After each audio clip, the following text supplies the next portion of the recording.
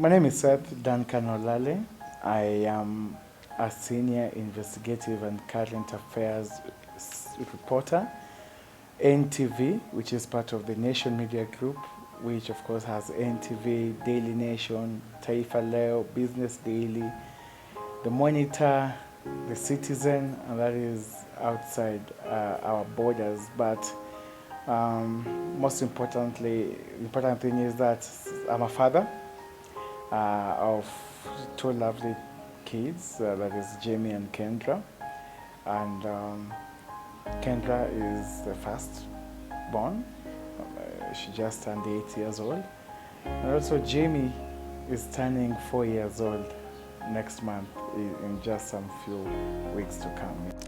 Seth, who is a fourth born in a family of 6, was born in 1985 in Migori County in a humble family. At the age of 3, the parents moved to Kibera Ayani Estate in Nairobi, where his mother had to sustain their livelihood by having to sell fish on the streets. And that is where he ended up studying at Olympic Primary School.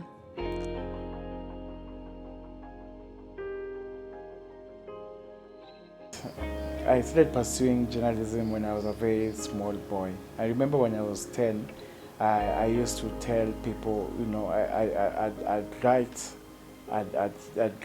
events of what I had encountered and shared it to my family, shared it with my sister.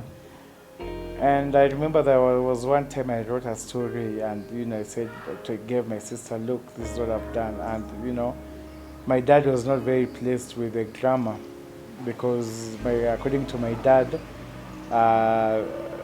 my grammar was substandard, and my dad really rebuked me and told me, you can't be a serious journalist with this kind of English.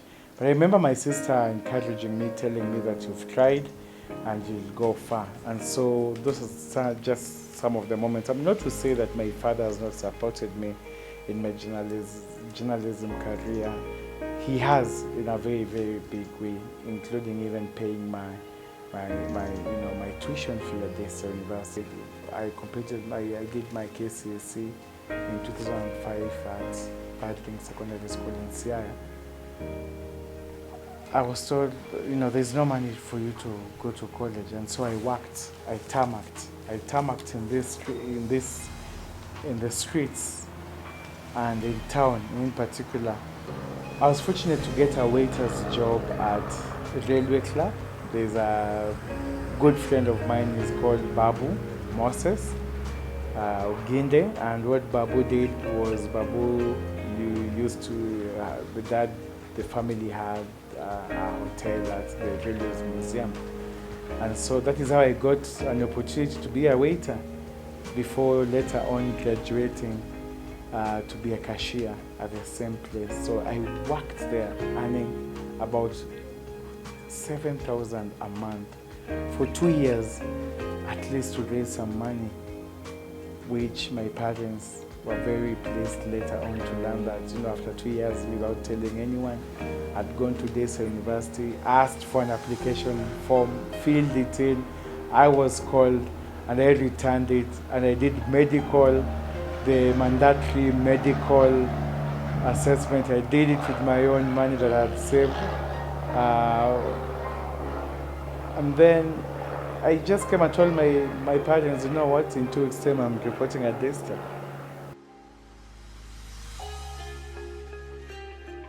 So in the investigative desk or crime desk, we cover a lot of crime.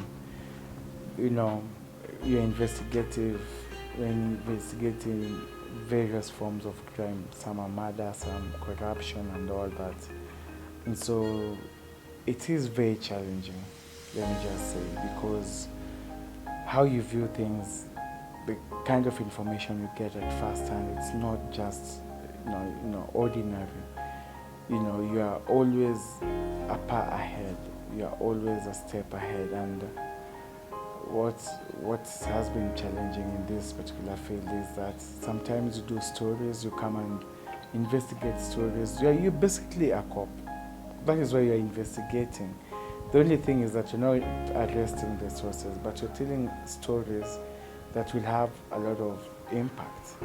And some of these people who maybe are vulnerable or culpable, some of these people who, you are highlighting and you're exposing, not many of them will take it lightly. We've received threats, death threats, where we've been forced to, go under at some point, even during our compilation of reports, and even after such sensitive stories go on air, we are approached in different ways, and we are threatened, of their consequences, and it makes us live an undercover life, in that you won't know Seth Olale which car is driving, you won't know where Seth Olale is living.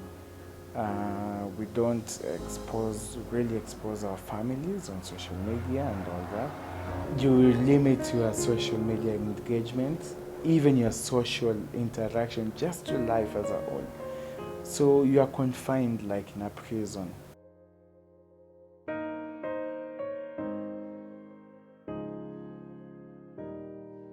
I remember, maybe if I can say, one of well covered, or one of the outstanding investigative pieces I've done. There's a story I did, a feature.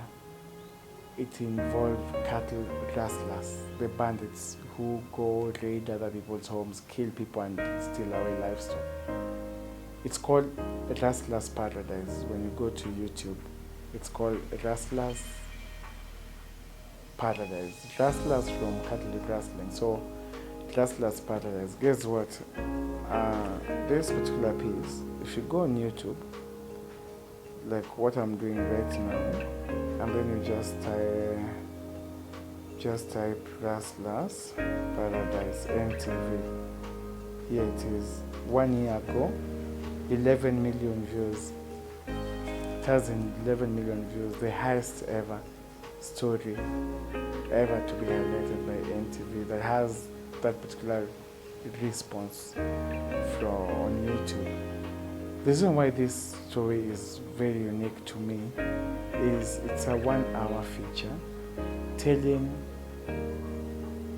who are the masterminds of cattle rustling.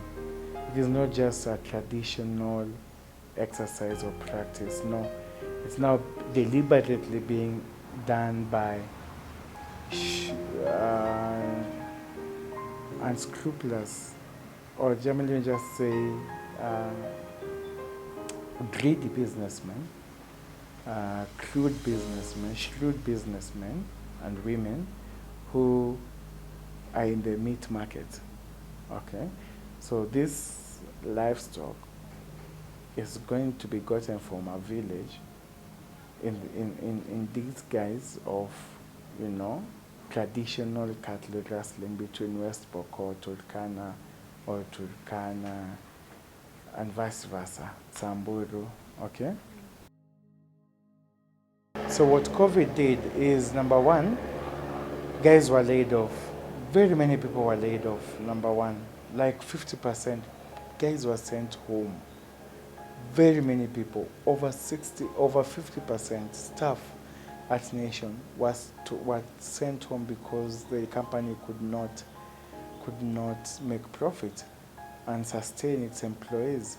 And also remember, during COVID, we had a lot, media survives through advertisements and promotions, and sponsorships for programs and shows, without which you cannot employ Seth Olale, you cannot afford them. So what happens when that one falls drastically due to COVID?